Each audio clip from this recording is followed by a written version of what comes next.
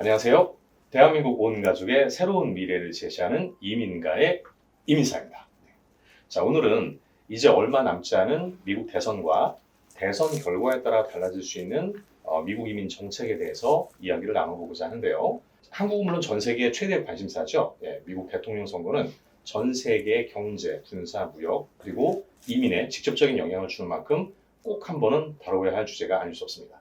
자, 그래서 오늘은 유력 후보라고 할 수 있는 공화당의 트럼프 전 대통령과 민주당의 바이든 현 대통령의 이민 정책에 대해서 저희 이민가의 수석 변호사이신 정만석 변호사님을 모시고 이야기를 나눠보도록 하겠습니다.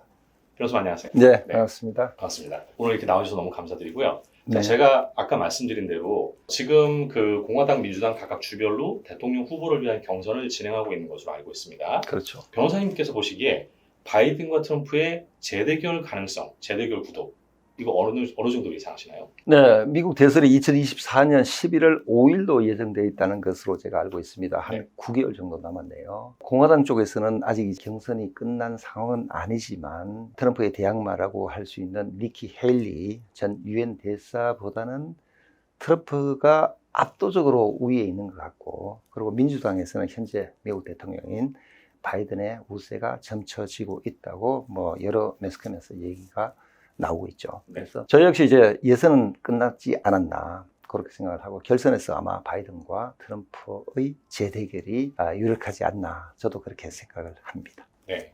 자, 그렇다면 우리가 바이든의 이민 정책 그리고 트럼프의 이민 정책에 대해서 좀 살펴봐야 될 것 같은데요. 그렇죠. 네. 변호사님께서 보시기에 이 두 사람의 이민 정책 기조에 대해서 조금 말씀해 주시겠습니까? 먼저 트럼프의 이민 기조랄까 이민 정책에 대해서 말씀드린다면 이미 잘 알고 계신 바와 같이 트럼프는 미국 이민에 대해서 호의적이지 않습니다. 상당히 부정적입니다. 네.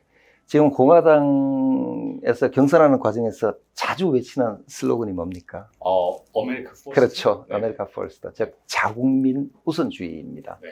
그러한 자국민 우선주의가 미국으로 이민에 대한 규제로 이어지고, 또 미입국을 철저히 막는 이제 국경 강화라든가 난민 입국 규제로 이어지게 되는 것입니다. 네. 또 트럼프의 그 재임 기간 내에 펼친 이제 반이민 정책을 보면은 불법 체류자들을 상당히 많이 이제 색출을 하고 또 추방을 했죠.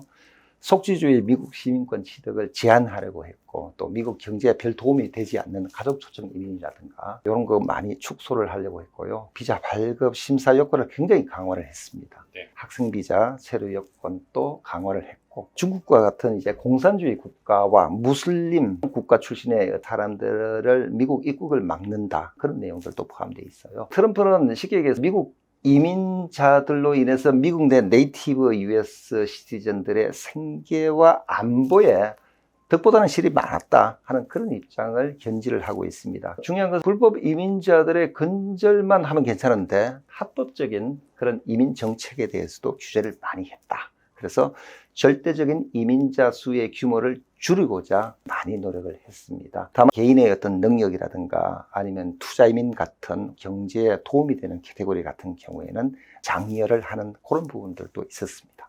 네, 알겠습니다. 그렇다면요, 변호사님. 바이든의 이민 정책은 트럼프와는 정반대일 것 같은데 어떻게 보시나요?